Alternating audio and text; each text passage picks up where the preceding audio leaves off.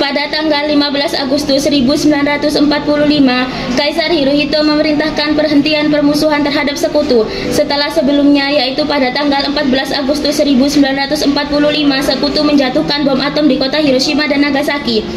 Berita tentang gencatan senjata yang dilakukan oleh Jepang ini disiarkan di radio Jepang dari Tokyo. Ternyata siaran tersebut tertangkap di Indonesia dan Sultan Syahrir mendengarnya. Kembali bersama saya, berita Jepang hari ini datang dari Jepang yang memutuskan untuk gencatan senjata setelah kekalahannya di Amerika. Wah, benar gak yang ku dengar? Sultan Syahrir mendatangi para pemuda. Apakah kalian sudah mendengar berita tentang kekalahan Jepang? Belum, Bung. Benarkah itu? Apa yang terjadi di Jepang? Dari yang ku dengar, sekutu telah menjatuhkan bom di kota Hiroshima dan Nagasaki. Oleh sebab itulah, Jepang melakukan gencatan senjata. Kalau begitu, kita harus segera mempertahankan kemerdekaan sekarang juga. Benar itu, Jepang sudah tidak ada lagi wewenang di negeri kita. Kita harus memanfaatkan momen ini.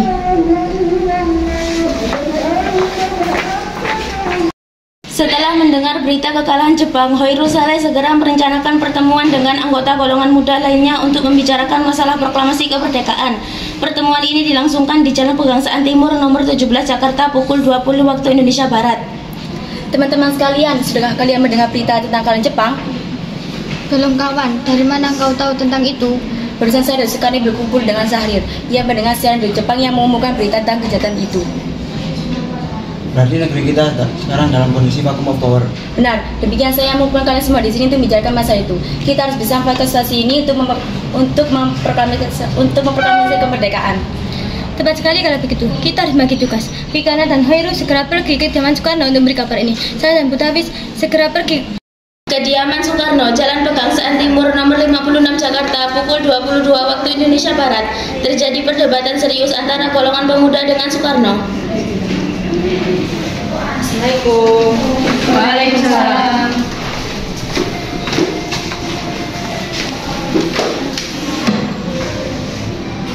Kita harus memproklamasikan kemerdekaan sekarang, Bung. Kamu boleh sakiti aku, tapi kamu tidak perlu menunggu hingga esok hari. Tapi ini saja tepat, Bung. Jepang sudah kalah sekutu dan tak ada kuasa lagi di negeri ini. Mengapa harus menunggu? Karena sudah banyak menderita akibat perjanjian ini. Jepang adalah masa yang silam. Belum lagi kita harus menghadapi Belanda yang tidak berkuasa di negeri ini. Jika saudara tidak setuju dengan apa yang saya katakan dan mengira diri saudara sanggup menopang kekuatan sendiri, mengapa datang pada Soekarno dan mintanya untuk memproklamirkan kemerdekaan?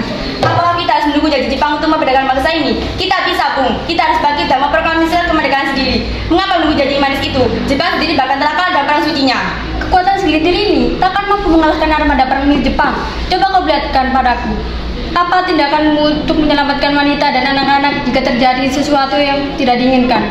Bagaimana cara kita nanti untuk mempertahankan kemerdekaan? Coba bayangkan, bagaimana kita nanti akan tegak di atas kekuatan sendiri. Tapi semakin cepat kita memproklamasikan kemerdekaan, semakin cepat pula kita mengakhiri penderitaan rakyat. Inilah yang sudah ditunggu-tunggu oleh bangsa kita, Bung. Baiklah, tapi berikan kami waktu untuk berunding sebentar. Kemudian para anggota golongan tua yang berada di kediaman Soekarno langsung membicarakan permasalahan tersebut. Bagaimana ini? Para pemuda menuntut untuk segera memproklamasikan kemerdekaan.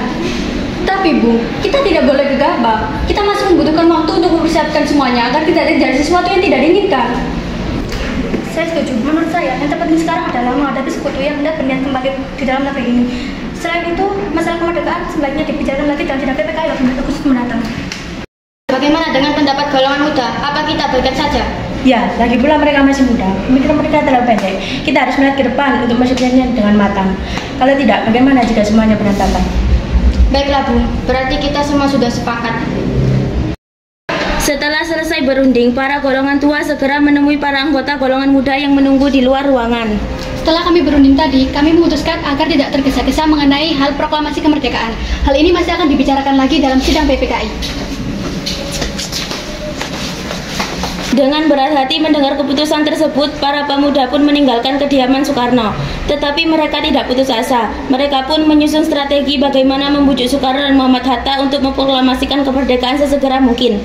Akhirnya mereka memutuskan untuk mengasingkan kedua tokoh itu ke Rengas Dengklok agar terhindar dari desakan pemuda dan pengaruh Jepang di Jakarta. Tanggal 16 Agustus 1945 pukul 4 waktu Indonesia Barat, kediaman Soekarno. Ada apa saudara datang seperti ini? Kami bermaksud membawa Anda dan Soekarno untuk ikut kami menuju tempat pengasingan. Tempat pengasingan? Apa yang saudara maksudkan? Ya, kami akan membawa kalian untuk diasingkan agar tidak dari ancaman bentrok antara rakyat dan Jepang. Baiklah, kami akan ikut. Sebaiknya Ibu Fatmawati dan anak Anda turut serta, Bu, untuk menjamin keselamatan mereka.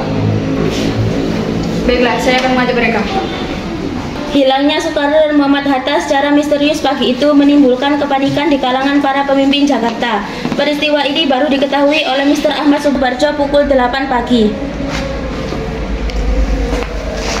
Apakah saudara tahu keberadaan Soekarno dan Bung Hatta? Maaf, saya tidak tahu, Bu. Katakanlah kepadaku di mana mereka sekarang, dan aku akan menjamin keselamatan mereka ketika kembali ke Jakarta. Dan aku akan menjamin kemerdekaan untuk kalian esok harinya. Apakah Anda bersumpah untuk itu? Kau bisa percaya padaku, nak? Baiklah, saya akan mengantarnya ke tempatnya Dinas Dengklok. Hei, nak, tolong antarkan kami ke Dinas Dengklok. Mari saya antar.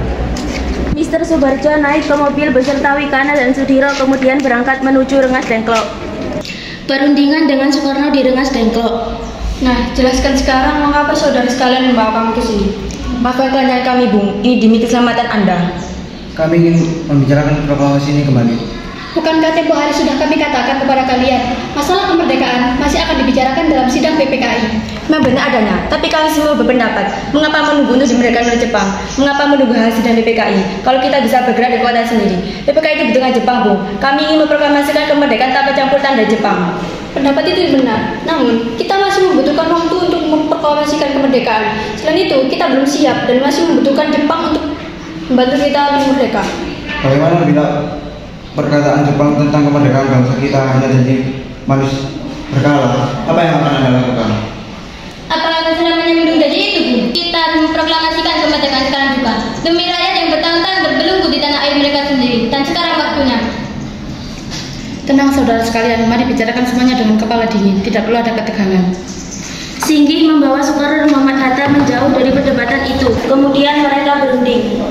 Saya mengerti perhitungan Anda berdua mengenai proklamasi ini. Kita memang belum mempertimbangkan semuanya dengan matang, tapi saya percaya kita dapat bangkit dan memanfaatkan situasi ini. Kesempatan tidak akan datang dua kali, Bung. Mari kita tapi saya setuju dengan mereka. Tetapi, apakah kita bisa? Akankah ini semua mungkin dilakukan? Saya setuju, Bung. Asal kita berusaha tentu akan kita temukan jalan keluarnya. Lagi pula, para pemuda di Jakarta sedang menyusun strategi pertahanan untuk mencegah serangan dari Jepang ataupun sekutu yang tidak menerima proklamasi bangsa kita. Baiklah, saya setuju. Kita akan memproklamasikan kemerdekaan tanpa ada campur tangan Jepang. Pada pukul 17.30 waktu Indonesia Barat, rombongan dari Jakarta tiba di Rengas Dengklok untuk menjemput Soekarno dan Muhammad Hatta.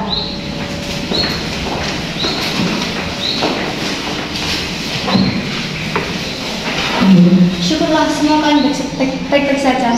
Jadi bagaimana keputusannya? Kami setuju kemerdekaan akan dilaksanakan tanpa campur tangan Jepang. Lalu kapan kita akan melaksanakannya? Bagaimana jika besok? Pasukan dari Jakarta sudah bersiap? Jika mungkin, ya kita laksanakannya esok pagi.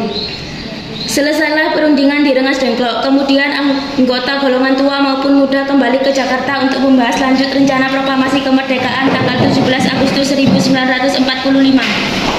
Tanggal 16 Agustus 1945 pukul 23 waktu Indonesia Barat, rombongan tiba di Jakarta.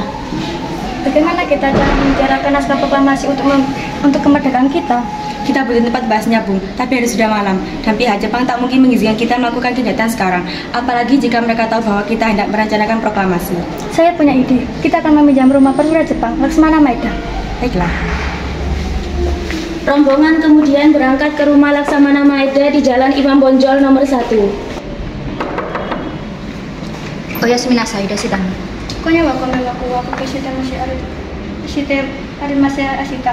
Okonawareru dekoritsuke kaku ni tsuite hanashi o baso ga tsuyo desu. Honto sonago, kono ni suo kurite urisi desu. Anata ga ne nozomu ne surete kudasai. Watashi wa saisou ni kyūkai ni ikimasu. Arigatou gozaimasu.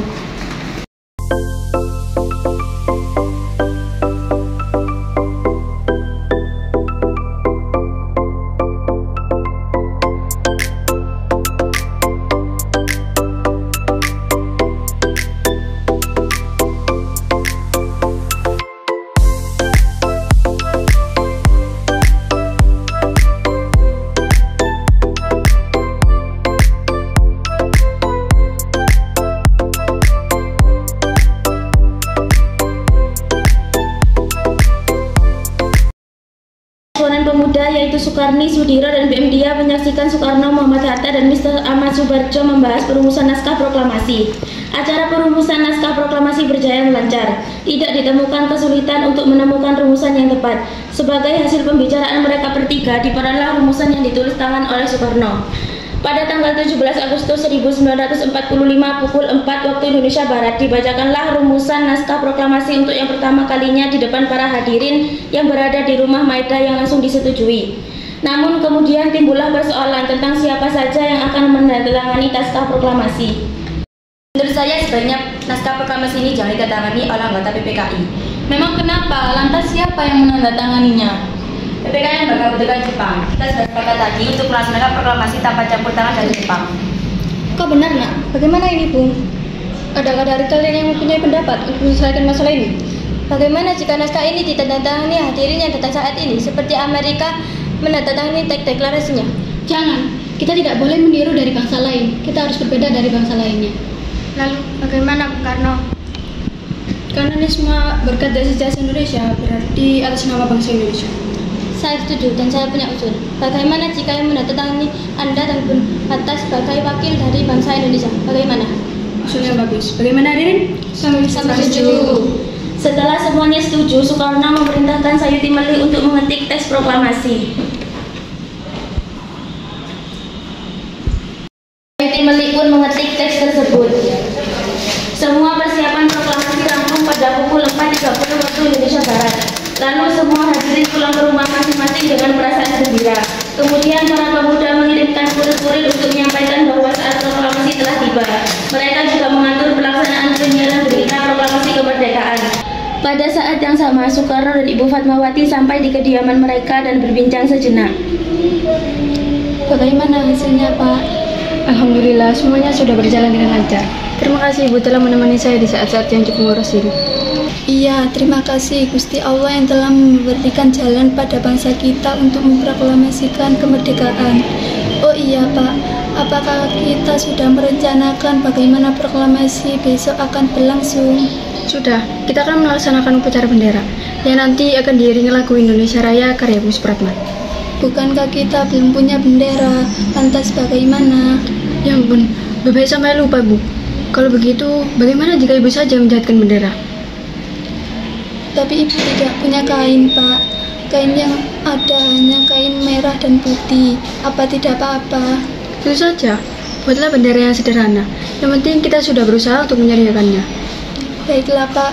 Dan Ibu punya ide. Kita namakan saja benderanya Sangsaka Merah Putih. Bagaimana? Ide yang bagus.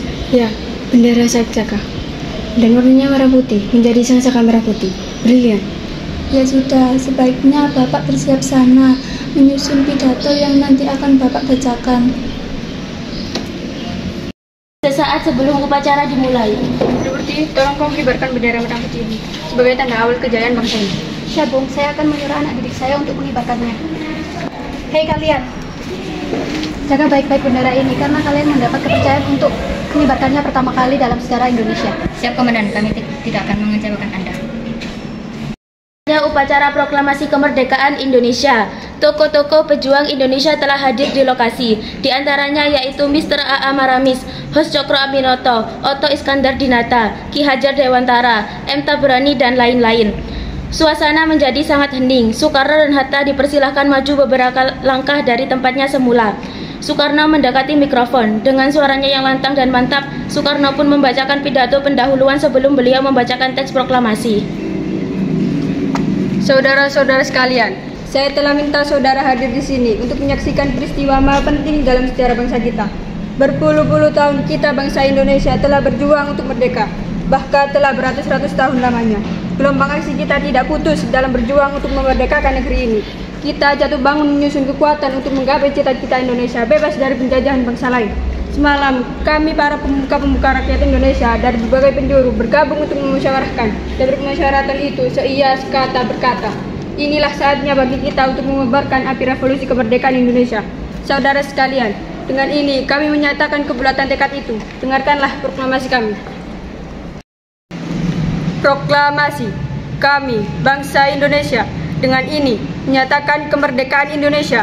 hal-hal yang mengenai pemindahan kekuasaan dan lain-lain diselenggarakan dengan cara seksama dan dalam tempo yang sesingkat-singkatnya. Jakarta, hari 17/8/45 atas nama bangsa Indonesia. Kemudian dikibarkanlah bendera sangsaka merah putih diiringi lagu Indonesia Raya.